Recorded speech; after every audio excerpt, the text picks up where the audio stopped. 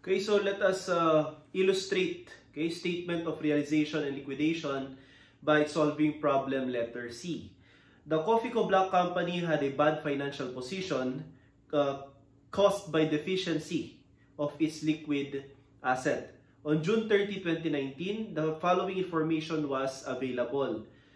Cash of 112,000. Okay, assets not realized, accounts receivable 80,000, inventory 160,000, investment in equity security 26,400, land 98,000, building 60,000, and equipment of 48,000. So pag in-add natin class yung assets not realized from accounts receivable up to equipment, okay, we have a total asset to be realized amounting to 470 to 400, excluding cash, no? So dun sa ating SORAL, yung T account, yun ang unang yung i-compute, assets to be realized. Okay? Now, liabilities not liquidated, accounts payable of 278,000, notes payable 234,000, salaries payable of 40,000, taxes payable 18,000, and bank loan of 188,000. So pag in-add naman natin ito, ang total liabilities not liquidated is 758,000. So the total assets including cash is less than the total liability. That is why we have an estate deficit of 173,600. During the 6-month period ending December 31, 2019, the trustee sold investment in equity security for 26,000. Sold all inventories on account, okay, for 150,000 and paid off 26,000 of bank loan and all liabilities with priority. Then 7,500 of estate administration expense was also paid. Okay, so entryhan muna natin class itong mga transactions. So first, okay, 26,000 cash, okay, will be debited. So debit 26,000. And this is due to the sale of investment in equity security amounting to 26,400. So credit investment in equity security of 26,400. So meron ka ditong debit 400 which is loss on sale. And again, this loss, okay, is a nominal account or an income statement account which will be part of your supplemental debit. Okay, so entry number 1, okay, sale of equity security. Entry number 2, sale of inventory. All, sabi dito, on account. So debit accounts receivable, okay, accounts receivable amounting to 150,000 and credit sales, okay. So itong sales naman ito na 150,000 is considered as supplemental credit. And double debit natin yung cost of sales, okay, amounting to 160,000 and credit inventory of 160,000. Ito namang cost of sales, okay, part naman yan ng supplemental debit, okay, doon sa ating SORAL T account. Number 3, we have 26,000 bank loan was paid and also salaries and taxes. So pwede mong i-debit dito bank loan. Okay, bank loan or loans payable, salaries payable, okay, and also taxes payable, okay, amounting to 26,000. Okay, we have salaries of 40,000 and taxes of 18,000. Then credit tayo ng cash for total of magkano to? 26 plus 40, that's 66 plus 18, 84,000. Okay? Credit 84,000. Yan. And then last, we have expense or administration expense and credit cash amounting to 7,500. Okay? So pwede natin ilagay dito. Okay? Debit expense amounting to 7,500 and credit cash amounting to 7,500. So, in-entryhan muna natin class, no, itong mga transaction. Now, first question, okay? How much is the net gain or loss on realization and liquidation as of December 31, 2019. Okay. So itong mga entries na ito, gagawa ka ngayon ng T account at ipapasok mo yung mga entries na yan, no, doon sa T account ng Soral. Okay? This is statement of realization and liquidation as of December 31, 2019. Okay. Now, sa T account na ito, nandito po, no, yung tinatawag nating assets to be realized, and we have computed the total assets to be realized amounting to 472. Okay, 472,400. Okay? So sa entry number 1, kung mapapansin nyo, nakabenta ka, no, ng investment in equity security for 26,000, nagkaroon ka ng additional cash. So ibig sabihin, meron ka ditong assets realized. Okay? In the amount of 26,400. So ilagay mo dito 26,400. Okay? We have here investment in equity security. So that's for number 1. Now aside from that, meron kang loss dito. So ilagay mo naman yung loss na yan as supplemental debit, okay, amounting to 400. Okay? So that's for the loss. Okay. So we're done with entry number 1. Entry number 2, debit accounts receivable. Meron kang accounts receivable na 80,000 and it is part of these assets to be realized. Diba? Pero, nadagdagan pa siya. So you have here asset acquired, no, in the form of accounts receivable. Ayan. So ilalagay mo ngayon dito si 150,000 due to additional AR. Okay? At itong sales naman na ito, okay, ay dahil meron kang nabenta, may supplemental credit ka naman dito. Okay? Supplemental credit amounting to 150,000. So, ganyan. So, we're done with number 2, letter A. Number 2, letter B naman, debit ka ng cost of sales, and this is a nominal account. Dito mo naman siya ilagay. Okay? 160,000. Okay? This is cost of sales. Ang kapalit naman ay credit inventory, and this is your realization. No? So ilagay mo dito inventory of 160,000. Ayan. So clear na tayo sa number 2 na entry. For number 3, payment of bank loan. Teka lang, magkano ba kasi ang total liabilities to be liquidated? Na total natin kanina, this is 758,000. Okay? Meron bang liabilities assumed or incurred? Wala po. Actually, nagbayad niya tayo. So, kung nagbabayad tayo, kung mapapansin nyo, dinidebit natin yung mga liabilities. Kaya nga, meron tayo dito liabilities liquidated. So, pag inad natin ito, 26,000 plus 40,000 plus 18,000, okay? That is equivalent to 84,000. So, pwede mo nang ilagay dito sa liabilities liquidated, 84,000. Okay?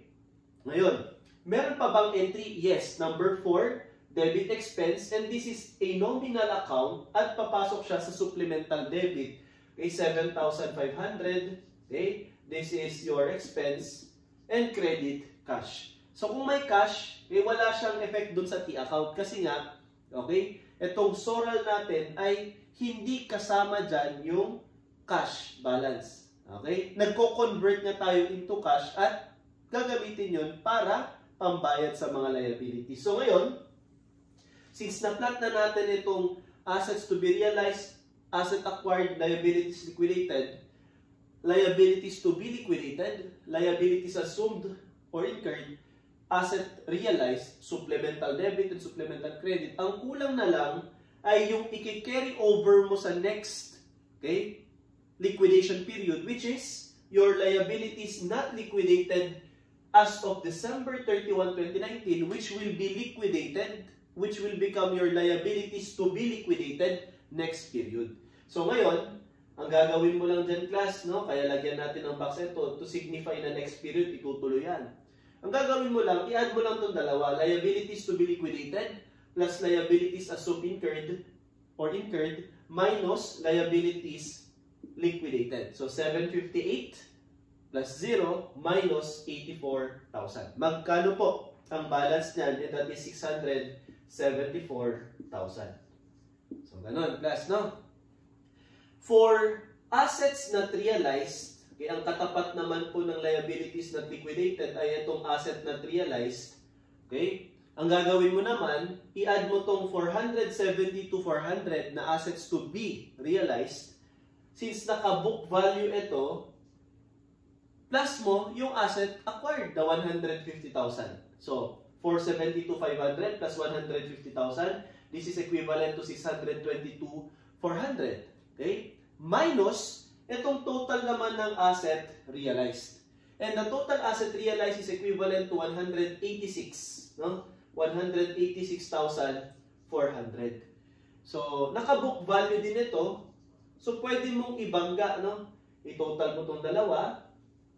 Ibawas mo naman itong dalawa. Okay? Itong total asset realized na 186,400. Then, you have asset not realized equivalent to 436,000. Again, these liabilities not liquidated and asset not realized will become your liabilities to be liquidated next period and asset to be realized next period, which is on June 30, 2020. Okay? So, next step, i-add mo lang po yan. Magkano po yung total? Okay? Total. So, for total debit, we have 470 to 400 plus 150,000 plus 84,000 plus 674,000 plus 4,000 plus 160,000 and 7,500. We have here 1,500,000, okay? 48,300. Okay? 300. At i-compare mo sa total naman ng credit, no?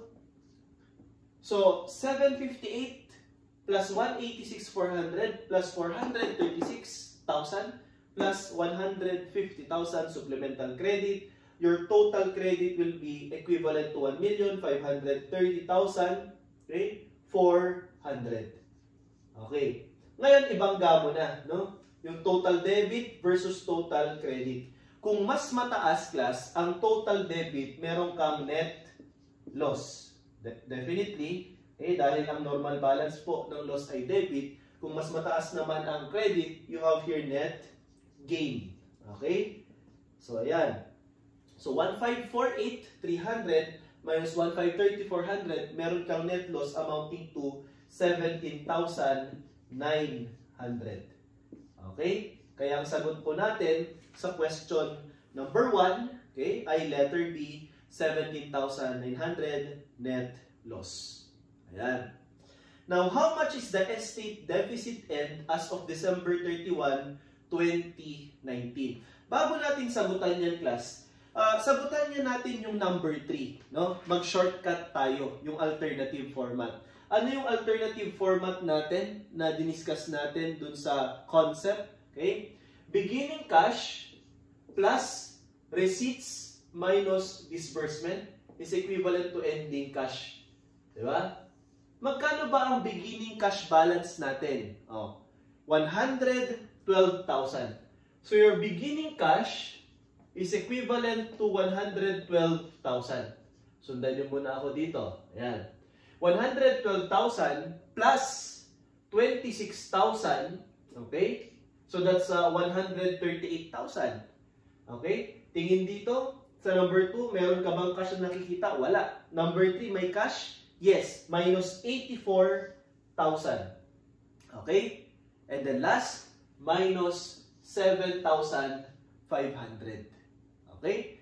So, ulitin ko, 112 plus receipt, 26, minus disbursement, 84, minus disbursement, 75. At kung titignan natin, number 3, ang sagot po ay letter A, 46,500. Okay? So, ganun po yung shortcut, no, doon sa ating requirement number 3. Okay? Ibig sabihin, you don't need to go through the process of computing the net gain or net loss kung ang tanong lang, class, sa problem ay cash ending balance. Cash beginning plus proceeds or receipt minus disbursement or cash outflow. Ganun lang po. However, syempre alam din yan ng examiner, okay, or ng professor ninyo. Kaya ang gagawin class ay dadaan muna sa tanong na net gain or net loss. So upon computing correctly yung net loss, ganito na yung next step ninyo. Sigurahin ko na to class ha. So first step, entryhan ninyo. Okay? Or kung ayaw mong entryhan, pwede ka namang dumiretso class dito sa T-account. At pinakita natin, okay? Ito po yung ating T-account ng Soral. Burahin ko na itong entry class, no? Ayan.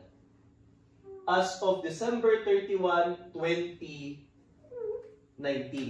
Okay, so ito, step 1. Now, step 2, pwede pong ganito, no? BED stands for Beginning Estate Deficit, which is equivalent to 173,600 as provided sa problem. Okay? Plus loss on realization or minus gain in case lang na nagkataon na gain. Pero ang result po natin ay loss, no? 17,900. Okay, 900.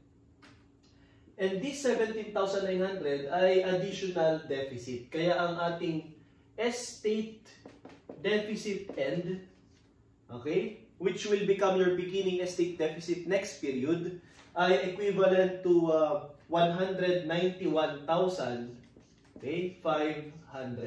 So our answer class for question number 2 is letter B. Okay, letter B. Now, sa number 3, pinakita ko kanina class yung alternative format, pero pwede mong ituloy dito, no? All you have to do is just to add and minus. Anong idadagdag ko? Idadagdag ko dito yung liabilities not liquidated. The presumption class is that since hindi mo pa naliliquidate, hindi mo pa naibabayad yung pera, nasa iyo pa yung pera, di ba? So existing pa yung cash balance. So itong 674 na ito, idagdag mo dito sa positive tayo, 674. Okay? Tapos, bawasan mo ng asset not realized. Eh sir, bakit i-deduct yung asset not realized amounting to 436,000? Okay? Ang presumption naman dito, kaya ko to i-deduct, ay dahil hindi mo pa nako-convert into cash yung asset na yan. So, wala ka pang additional cash. Kaya, kapag kinompute natin ito, okay, the cash ending balance should also be equivalent to 46,500. Okay? So, 191,500 negative plus 674, magiging positive na siya. Okay, minus 436, 46,500. Or again, alternatively, cash beginning plus receipts or proceeds, okay? And, okay, so cash beginning plus receipts or proceeds, okay, minus disbursement is equivalent to cash ending balance. So that is for December 31, 2019, okay? Net gain or loss, estate deficit end, and cash ending balance. And definitely, this ending balance of estate deficit will become your beginning balance next period, and this cash ending balance will become your beginning balance next, okay, period. So, ituloy natin, no, doon sa question number 4, 5, and 6, okay, to answer yung mga requirements. I would just like to highlight na itong 674 will become your asset to be realized. Okay? And this 436 will become, this 436 will become your asset to be realized, and this 674 will become your liabilities to be liquidated. So, burahin ko na to class, ha? Okay? So, ayan. And also take note, class, of, okay, the ending balances ng estate deficit and cash ending balance. Okay? So, burahin ko na rin po ito. Okay? Ngayon, during the 6-month period ending June 30, 2020, okay, the trustee realized 210,000 for accounts receivable. So, number 1, debit cash amounting to 210,000, credit AR amounting to 210,000. Okay? Magkano ba kasi yung AR? Ganito class ha. Pwede kasi na diretso na at fair value mo siya i-account doon sa T-account. Or pwedeng ganito mo i-set up. You have 80,000 na accounts receivable plus 150 dahil nabenta mo inventory on account, so that's 230,000. Pero ang nakolekta mo lang class ay 210. So credit ka muna ng AR, 230,000. Okay? 150 plus 80. And debit ka naman dito ng bad debt expense amounting to 20,000. So pwedeng ganyan. Okay? At ito ay papasok sa supplemental debit kung naka-book value approach tayo.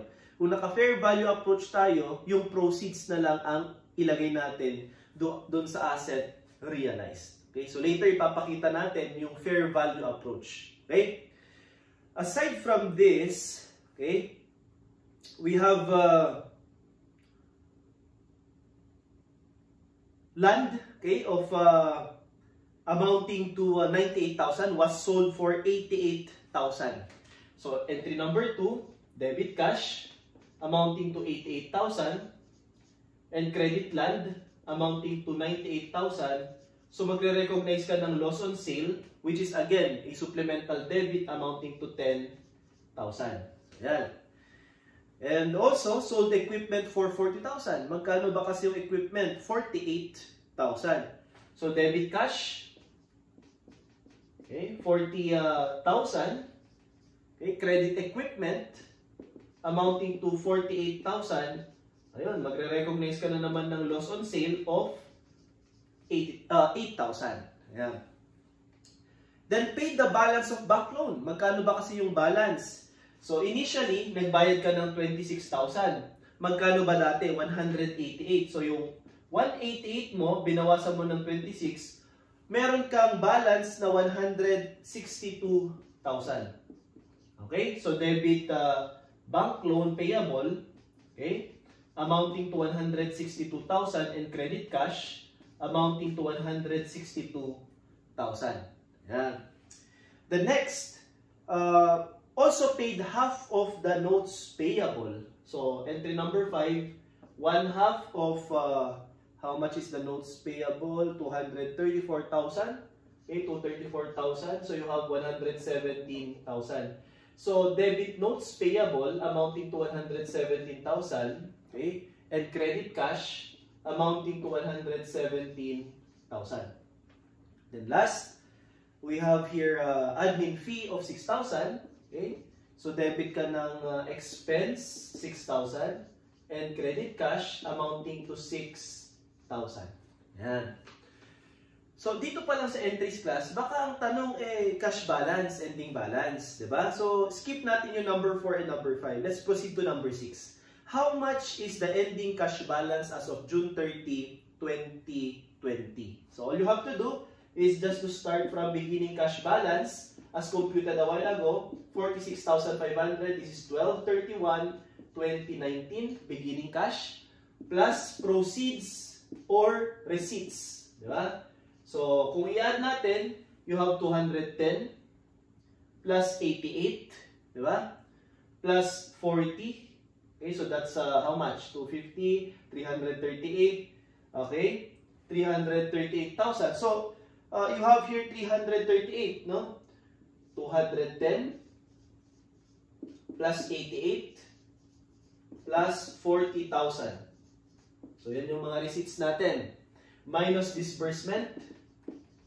Okay, amounting to what? Okay, so this is plus, this is minus. Okay? Minus tayo dito ng 162,000. Okay?